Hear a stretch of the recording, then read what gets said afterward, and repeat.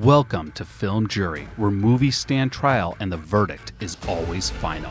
In every episode, our roundtable of film fanatics becomes the jury, dissecting the visuals, the sound, the storytelling, and the performances as they examine every element that makes or breaks a movie, because every film deserves its verdict. Warning, this podcast does contain strong language and major spoilers are ahead. Court is now in session. Welcome to the Film Jury Podcast. In tonight's episode, we're going to be discussing It from 2017, directed by Andy Muschietti, starring Jaeden Martell, Sophia Lillis, Finn Wolfhard, Dylan Grazer, Jeremy Ray Taylor, Chosen Jacobs, Wyatt Oleff, Jackson Robert Scott, and Bill Skarsgård as Pennywise. I'm the host who still sees the ghost, James Patrick. I'm the head of the Losers Club, Heidi. And I'm avoiding the scares by watching the movie in the theater, Batman. So there was quite a buildup in anticipation of this relaunch. And I think a lot of people were nervous because of what we talked about in the last episode, which is that nostalgic love for this, what ultimately wasn't that good in hindsight, but for something that we just kind of hold near and dear because it was from our childhood and it became part of the zeitgeist, which is, this anchoring fear of clowns. Like, it did to clowns what Jaws did to sharks in regards to people's fear and, expressing that fear. And I think there was a lot of concerns. I think the concerns were fair of, can this be done well in an era where everything's being rebooted, everything's being remade? I mean, this is around the same time that, Texas Chainsaw Massacre and Friday the 13th and Nightmare on Elm Street are all getting their reboots. And it's just like, well, it was only time that it was going to get its own franchise as well, because Stephen King really never goes out and we're still making new Stephen King properties. So let's dust off it and reread 1,400 pages and see what we can put on screen here. But I was excited about this because I thought the trailer was incredibly effective. I remember seeing the trailer, I'm like, not knowing where it was going until it went there. Like, the trailer starts off with what is really this kind of like idyllic summer coming of age story of all these preteens, trying to navigate the difficulties of growing up, and all of a sudden the clown, and like you just get chills because Pennywise just pops on screen so viscerally. And they actually did another trailer. I saw this in a movie theater where instead of a trailer, they played the first 5 minutes of the movie uninterrupted. So the death of Georgie. Yeah. Which is, once again, it's like, oh, you can't top, Tim Curry as Pennywise. And all of a sudden now we see Skarsgård giving this incredibly terrifying performance and a very brutal attack that they actually just broadcast as a coming attraction. No cuts, just here's the first 5 minutes of the movie. And I thought I think they were just trying to send a signal of, this is not your childhood It. Mm-hmm. This is a new generation of It. Did either of you have any context of this going into the film? I did not. I didn't watch any trailers. It was just finish 1990, sleep, and get up and start this one. Which gave you more uncomfortable dreams, the 1990 or the 2017? Oh, you don't want to hear about my nightmares. This is nothing. I didn't have any problems. Pales in comparison. I noticed immediately that this was, from the get-go, far more suspenseful. Again, it's got the music elements that were missing from 1990. And that just the dramatic, how long it took Georgie in the cellar to find the wax. That alone was like 5 extra minutes. Mm-hmm. I was like, okay, this is different. This is modern. Yeah, and I think, what we'll see throughout this and, the sequel to this is Andy Muschietti, the director. He's a very visually creative director, and you're going to get a lot of very creative visuals in this, which, I should have said this in the last episode, but the reason we're doing this is because of the Welcome to Derry TV show, which dropped on streaming just a week ago as of recording this. And I'm still seeing some of those similar camera elements that he implemented in It Chapter 1 and It Chapter 2 in the TV show, which I think are done really effectively. And the concern that we're going to talk about is there a substance behind the Flash? Is there meat behind just cute camera tricks and, clever cinematography and clever musical stings? Is there actually some substance behind this? Kristina, I don't know if you had seen anything leading into this movie or if you saw it in theaters. What was your background with this? I did see it in theaters. I wish I'd rewatched the trailer before this, but I remember the feeling I got seeing that trailer, if not the details, and just feeling so much hype in recreating this story and hoping they can bring a modern take to it, which they did, I think. I think I have to pull the numbers, but I think this did incredibly well at the box office. And I think this was also an expensive movie to make. It's 2017. I could see that. There's a big budget difference. And so here's the problem with that. Okay, the budget was estimated between 35 and 40 million. The box office alone was over 700 million. So huge gamble paid off. 35 to 40 million is a lot to throw at a horror film. That's against the grain for what studios want to pay for a horror film. Horror films, and we've talked about this on other episodes, which is that's why I typically tend to gravitate towards horror, because they likely aren't going to be big budget. And because they're not going to be big budget, you have to have directors who are confident, who are willing to take risks. You have to have actors who go above and beyond. You have to have people put forth their most creative and passionate efforts to get an emotion across on film. So to have a film that, has a $40 million budget behind it is pretty rare in this genre. Like, studios want more Paranormal Activities, which costs just a few million to make, and they can rake in several $100 million at the box office. So this was a risk. And I think, going into this, I don't think it was guaranteed there was going to be a chapter 2. I think, you only see chapter 1. The only time chapter 1 is even mentioned is at the end title card. And I don't even remember if that was in the original screening when I saw it in theaters. That I don't remember. Yeah, because it's just advertised as It. Correct. Yeah. Mm-hmm. It's not like, they're doing it The Strangers now with chapter 1, 2, or 3. Which, by the way, I have no interest in seeing. So it's time. Let's get into a plot summary of It from 2017. In October 1988, 12-year-old Bill Denenbrough crafts a paper sailboat for a 6-year-old brother, Georgie, who sails it along rainy streets of Derry, Maine. The boat falls into a storm drain where Georgie encounters Pennywise, the dancing clown, who lures him closer and brutally kills him. The following summer, Bill, still haunted by Georgie's disappearance, begin forming friendships with Richie Tozer, Eddie Kasprek, and Stanley Uris.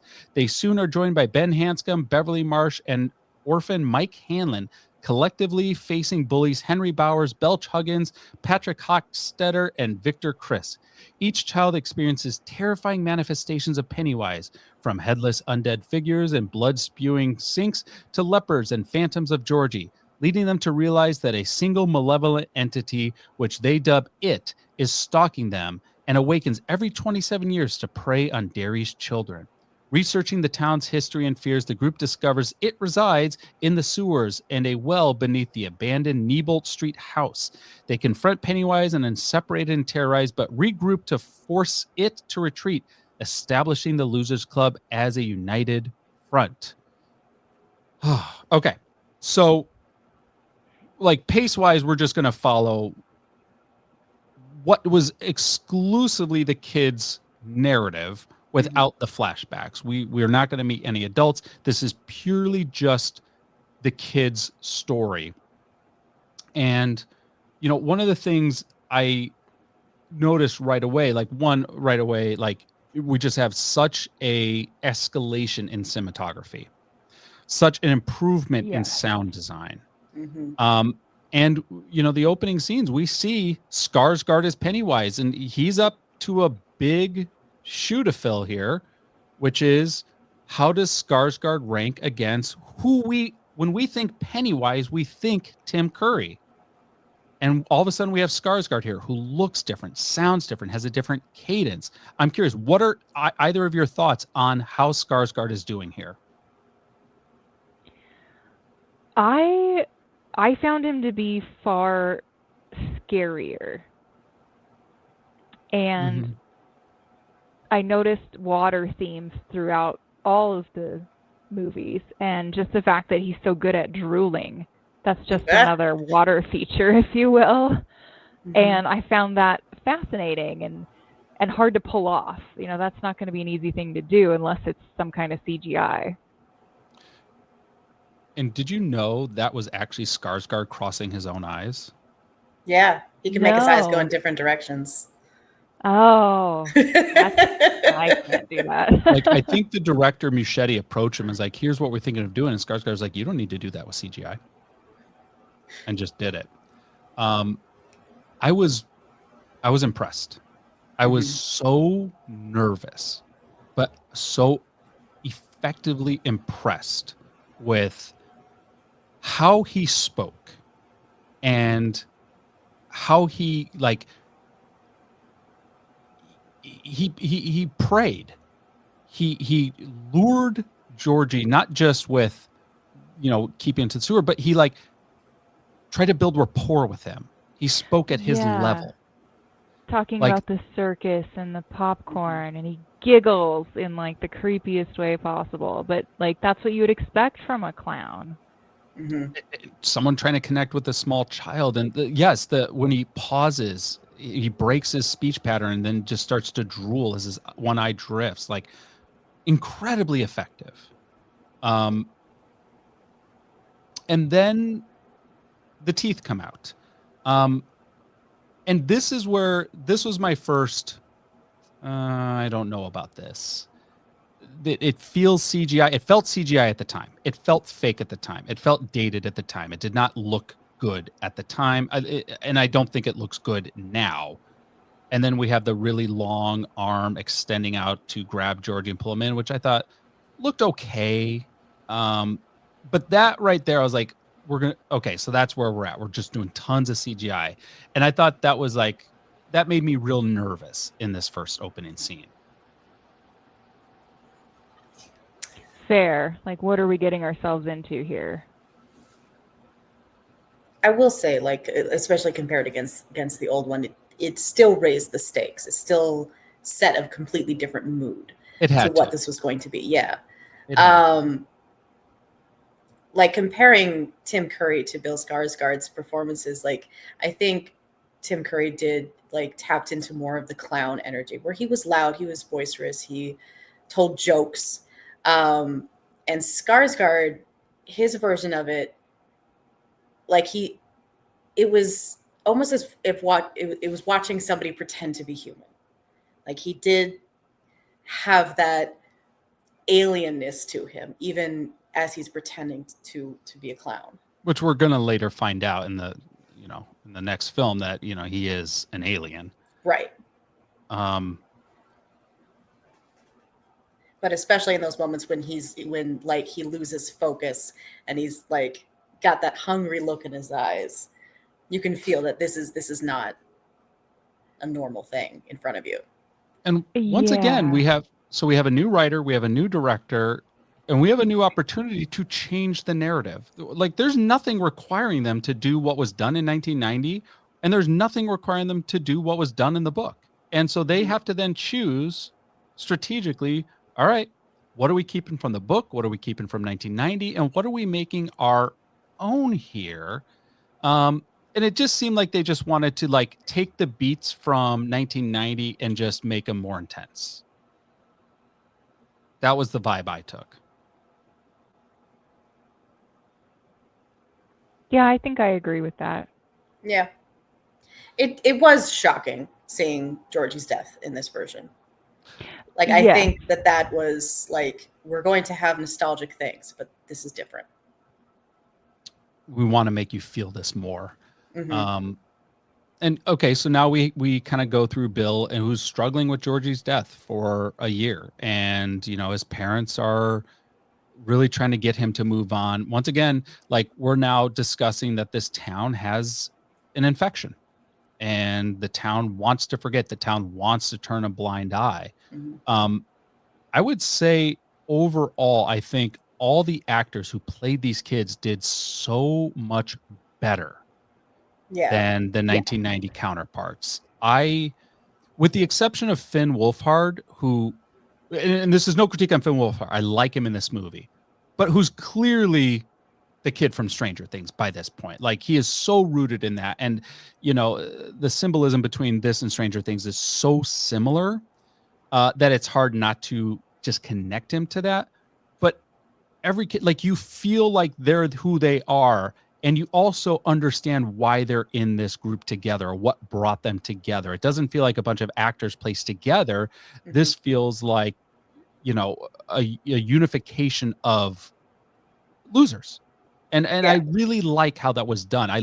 I like the time that they spent with these kids in this movie to not only build their narratives together, but I think to connect the audience's attention to them and resonance with them. Yeah, I appreciated there were so many more conversations, especially between the boys, like over that trash can, I think it was. Just that those Richie's jokes were ridiculous. I was on the floor laughing. Like, what's happening? Every time I've seen it, I catch new lines because they're Mhm. speaking so fast. They're So cramming quickly. so much dialogue in, and it's all great. I love it. I love it all.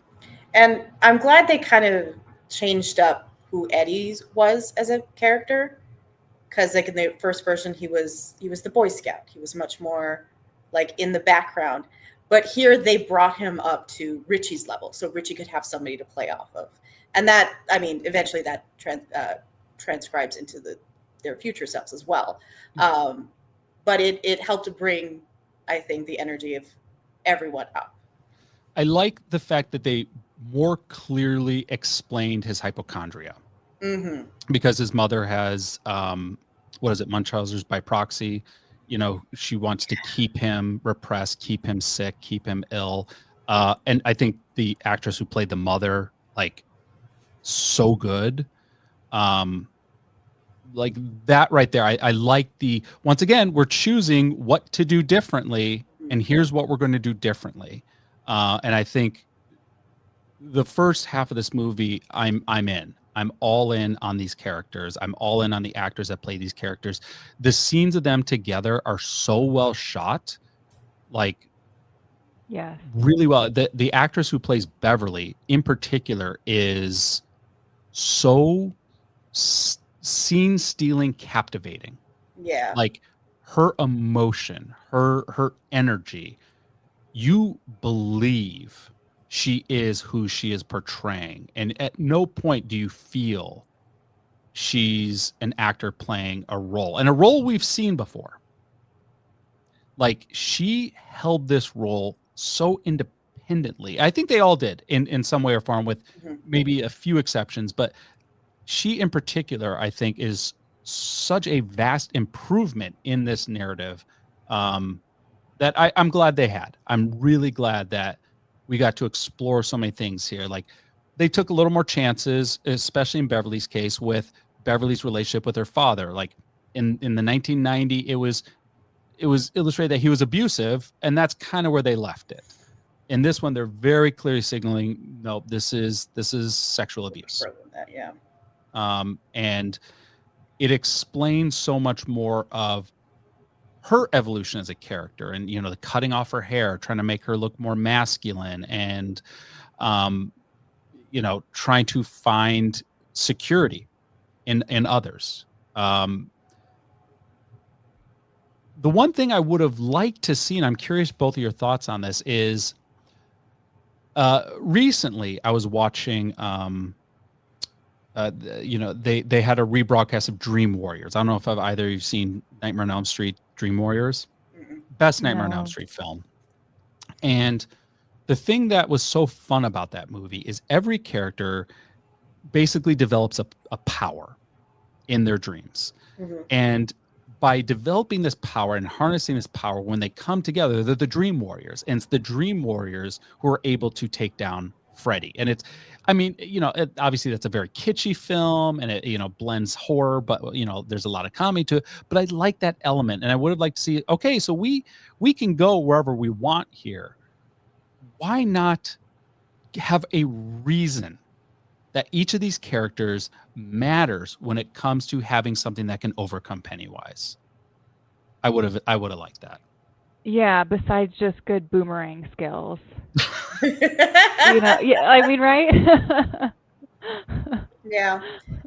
I do think it was their found unity overall. That's the reason in both films.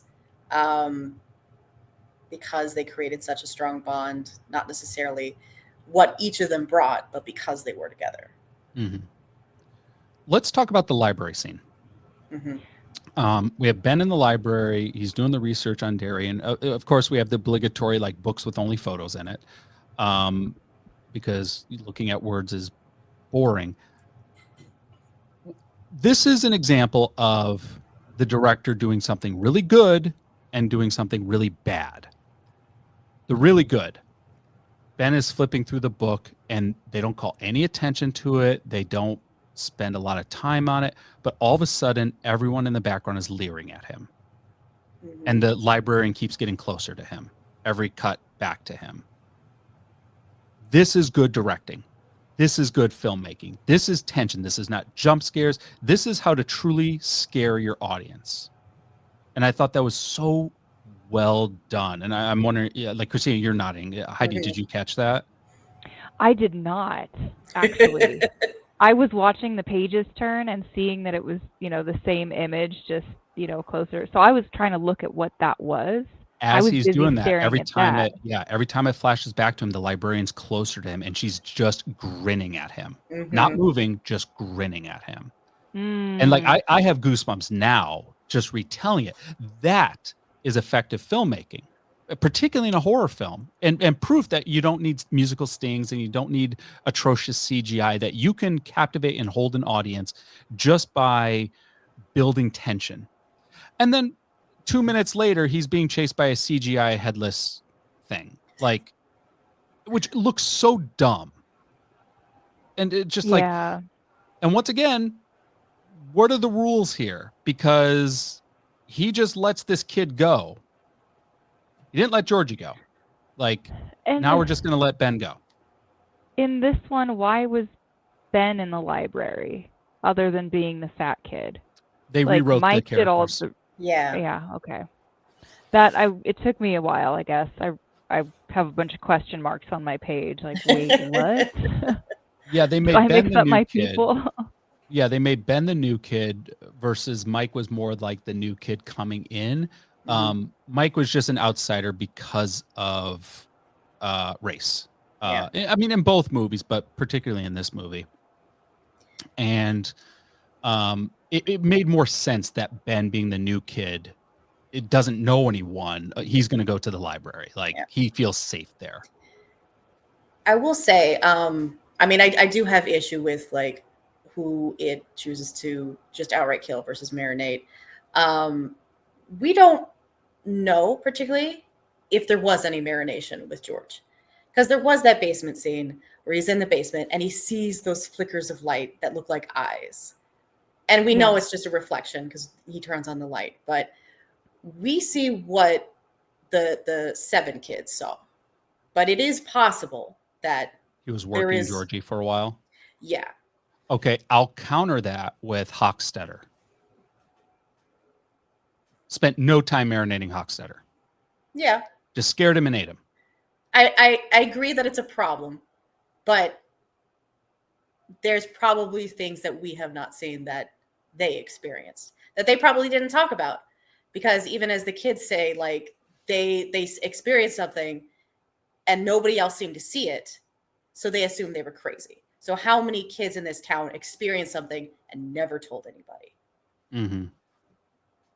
Which right there, I think, is a really interesting thing to explore, which is like, what does this infection on the town do? And I think we do see elements of that. Like we see like the really creepy pharmacist and Eddie's mom. And when Ben is being attacked by Henry Bowers, the car that just drives by and they just keep driving and the red balloon pops up in the back seat, which is signaling to us that Pennywise has a control over the elements of this town. And it would have been nice to see a little bit more of that outside of the few times we saw it with just the core characters, because it just leaves too much ambiguity over why he chooses to kill some people and why he doesn't.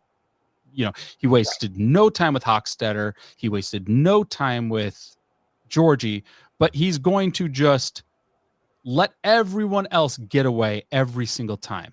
Or like with Bev, he doesn't even show himself to Bev at first. He does the sink thing again.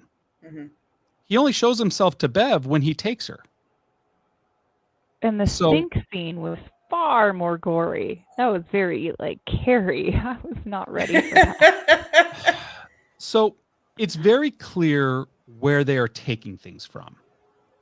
They are taking things from other movies. And this is where, like, once again, I'll bring up, is there substance behind the flash in the pan? Like the hair coming out of the drain, wrapping around her. Like, we've seen this before. We saw it with like Evil Dead, like with the trees wrapping around them. The blood, like, yes, it was in the original, but it's The Shining, which, another Stephen King film. It's Evil Dead with the pipe bursting open, Evil Dead, and him getting hit with like 50 gallons of blood in the face. Like, this is not really new. It does look good, like that top-down shot of her leaning over the sink, and you have the slow motion of the blood coming up around her. It looks good. Yeah. Yeah, but it does. Is it as effective as it could be? I struggle to think it is. I like that they raised what it was, because I watched the new, like when we were rewatching it, I watched the new ones first and then watched the 1990, and comparatively watching the 1990 one, I'm like, that's barely anything. Like, one towel, you're done. There's no Johnny Depp soaking the room. Like, we're not, This one was just so encompassing, like covering everything. Yeah. So, what did you think about the character of Mike in general? Because I feel like because they moved so much of the exposition to Ben, Mike seems even more useless now. A little bit. I don't think I have a lot of notes on Mike, to be perfectly honest. He's easy to forget. Yeah. Once again, I feel like we're rewriting things. Why can we not pare down these characters? Why do we need 7?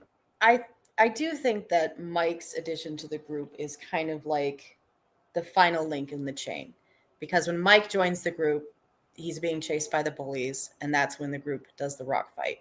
But why can't they be Ben? It could have been. Yeah.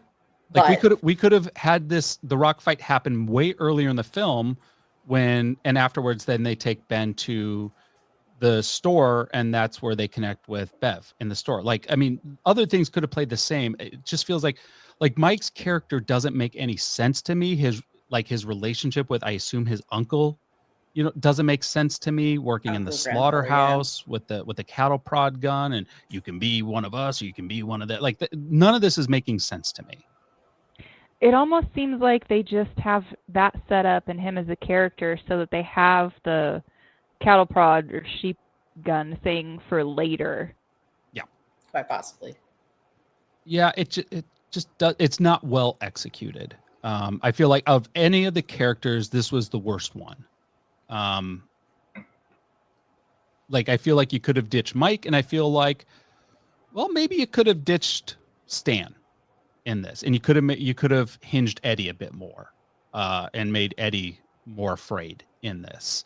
Like, you could have pared this down to 5, and I think it would have been just as effective, if not more effective, without wasting more screen time. Like, we could have spent more time on things that I think would have built the tension and explained the infection on the town. Then you lose your lucky 7. You know, lucky who gives 5 a shit? doesn't. Like, I mean, they don't really play into the lucky 7 at all. Like in the last one, you know, in not in the new movies. In part 2, there was a whole thing about like, oh, well, we're going back into the sewers again. We have an earring for Mike and we have an earring for Stan. So there's 7 of us now. There's the 5 of us and 2 earrings. Like, that was a line in 1990. They don't really reference lucky 7 at all in this. I'm trying to remember if 7 was a big thing in the book, but I'm sure in 1,400 pages it was. Yeah. Hopefully, if it made it into the original. So, speaking of infections, what do we think of the new Henry Bowers? I liked him. He's more intense as a bully. Well. Yeah. Yeah. I think more believable. Yeah.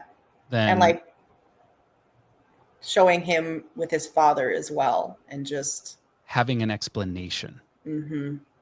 This is generational trauma. Mm-hmm.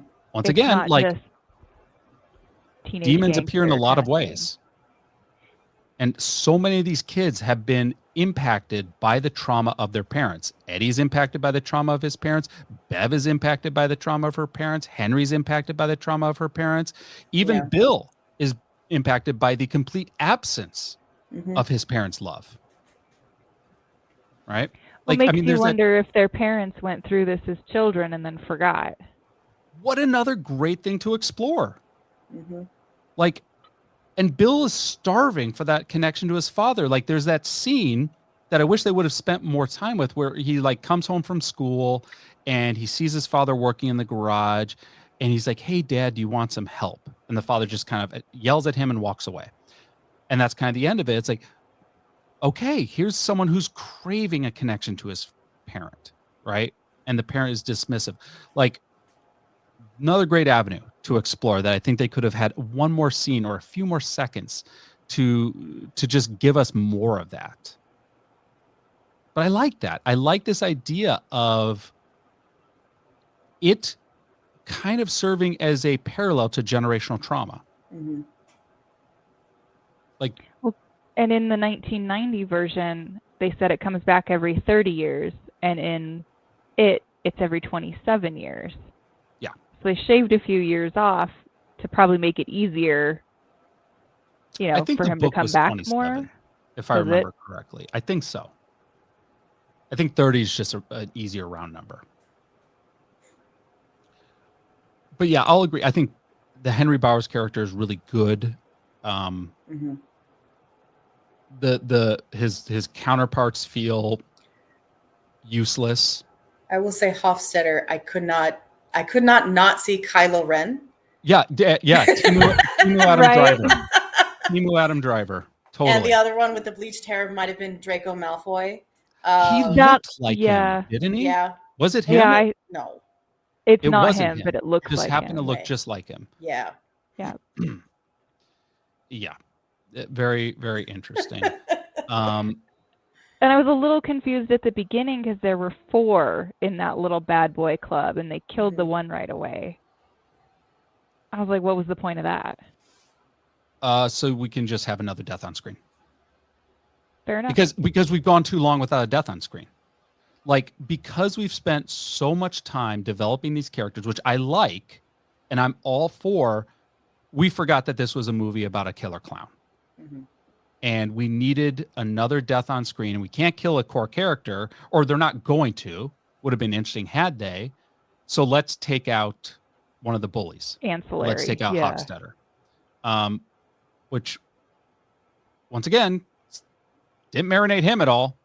He didn't seem impacted by this. He's like leering and grinning in everything. So fine. And in this one, we have the Neibolt house, which is in the book, but not Mhm. in the 1990. And the Neibolt house built over a well access to the sewers. And the kids decide that they're going to go after Pennywise at this house with massive trepidation. And I love like the discussion of like who wants to just stay out here, and everyone's like raises their hand. Like, yes, they don't want to do this. Like, Yeah. they clearly are scared, and Bill is the only one who's trying to push them into doing this, but they do it because of friendship. And I think that was done effectively. I think Bev also didn't raise her hand. Yeah. Correct. I think she was already up the worse. stairs. Yeah. Yeah, she's seen worse. So now, Bill and Richie and Eddie go into the house and immediately split up. Mhm. Immediately split up, which once they're in the house, I'm struggling already. I'm struggling again here because this, once again, we're pushing CGI. None of this, like, they're in your house. Just kill them. No, let's just toy with them more. Let's do a bit more jump scares, the 3 doors, Yeah, and who has a house over sewer access? Yeah, that was fun. Giant well in the house, like, all right. Yeah, that like, didn't work for me. I will say that, like, one thing Stephen King does in his books is between books, he will actually, like, there's references to other books. And this house actually appears in another series of his, the Dark Tower series, where you have this heard that there was house. crossover. Yeah. Or like the cousin of it is in the Dark Tower or something like that. Something like or that. Or an ancestor or relative of Pennywise is in it. Yeah, but it's a house that's inhabited by some sort of demon, and it does change its layout, like, as people are in it to help trap them, and it's trying to eat them, basically. Mhm. So I did like this house. I like Okay. how they did it. I thought it was fun. And Yeah. I love the 3 doors. No, that was a funny moment. Yeah. Funny moment. But once again, like, why can't these kids stay in the same room together? Why are they always walking away? Like, oh, someone gets distracted, let's walk away. Someone gets distracted, let's walk away. And it's just like, and he's isolating them, which should be the moment he should be killing them, and he just keeps letting them get away. Yeah. Like, not to, I know we're past it, but like, when Bill's in the basement and he sees his brother, and there's that weird scene of the clown like having a like epileptic seizure as he's like chasing him, and then just lets him get away. Like, oh, I guess walking up the stairs is all it takes to get away from me. You win. I struggle with it, but there is a cool scene, which is him coming out of the refrigerator. I like. Oh yeah, that's very Exorcist though. The way that he sort of like flops out backwards. Mm-hmm. Yeah. Effective visual. His hand turning into a creature's hand. I thought another effective visual. Like, we're starting to see that the flash in the pan again. And I will say, I like the fact they lose here. They don't win. Like, Eddie breaks his arm. There is a clear separation. They've lost. And from a narrative structure, this is a great act 2. Like, they were called to act and they failed. They were not strong enough. They did not believe enough. Whatever it was, they got beat and they had to flee. I like that. But then we spent a lot of time of them like not together. Like, Richie's playing video games and Bill's still doing his thing, and it just like, how much time went by between these two things? Was it a year? I don't think it was a year. I think it was months. Because this entire thing happened over a summer, I believe. That was my impression, that it was just summer break. Because I don't think it ever showed them back in classes or anything like that. All right. I'm like looking at my notes here. Yeah, I didn't write down how much time had gone by.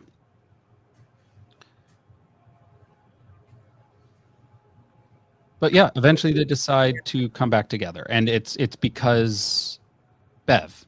Mhm. But enough time's gone by. Like, are there more killings happening? Are more kids disappearing? It kind of feels like it just pauses for a while until it comes at Bev again. Although when it appears to Bev and like grabs her, I thought was a good scene. Like he's like looming over her. Mhm. But he sure takes his time. Boy, does he take his time. But here's another critique I have. We really saw Skarsgård as Pennywise in that opening scene.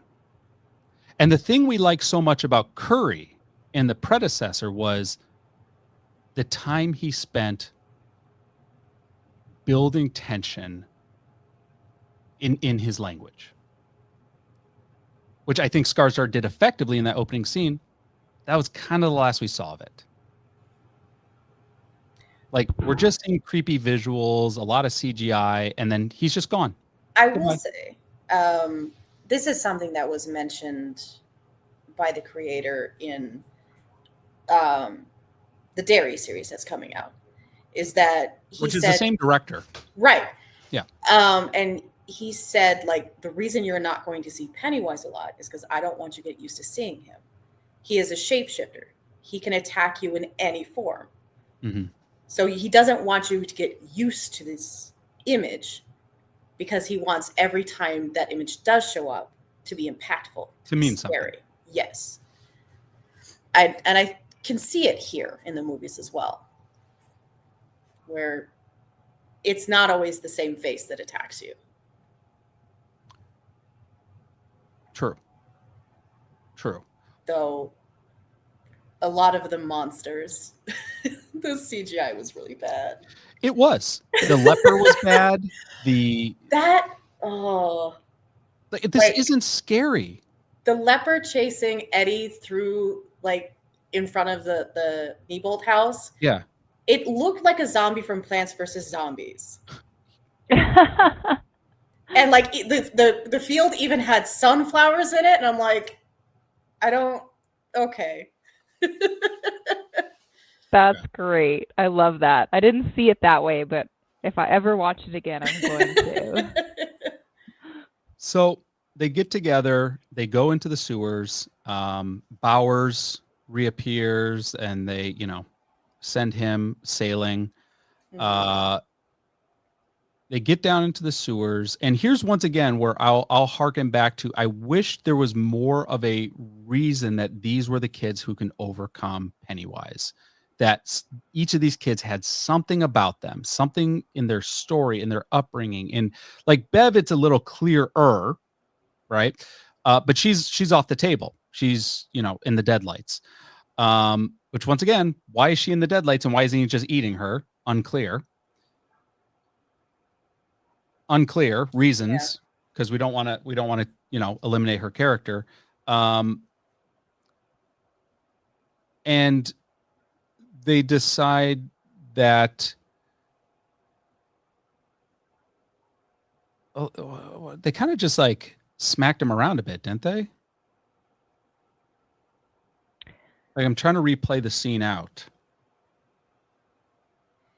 Yeah. I know that, like, the image of Georgie showed up again. Yeah. Oh, and I find it. Bill shot Georgie with the cattle prod. Yeah, I find it interesting that, like, Bill blames himself so much for Georgie's death, but in order to defeat Pennywise, he has to kill his brother. Yeah, the symbolism didn't track for me. Yeah.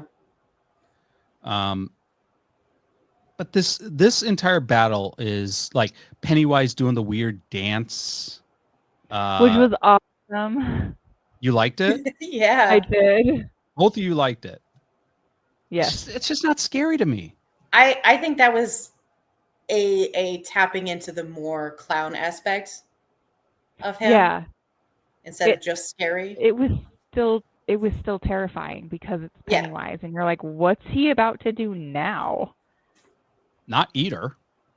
I'll tell you what he's not going to do is eat her. I think they actually mentioned that he didn't eat her because she wasn't afraid enough. I think they mentioned that. Fear. I wrote down fear. The line they're going with. Because it seems like the people that were not afraid of him see the lights instead, possibly. So why do the lights work then if they're not afraid? I don't know. There's no answer. I mean, it's completely, unanswerable because it's just not well written. It wasn't well written by King, and they didn't write it well for this. But the kids rally and they beat him and they win. Okay, great. And it's only then kind of like in their escape from this that they show that like chapter 1 end card, and it's like, oh, okay, maybe there is something. I don't think chapter 2 was in the books per se. But this final battle I think it was one of the worst parts of the movie.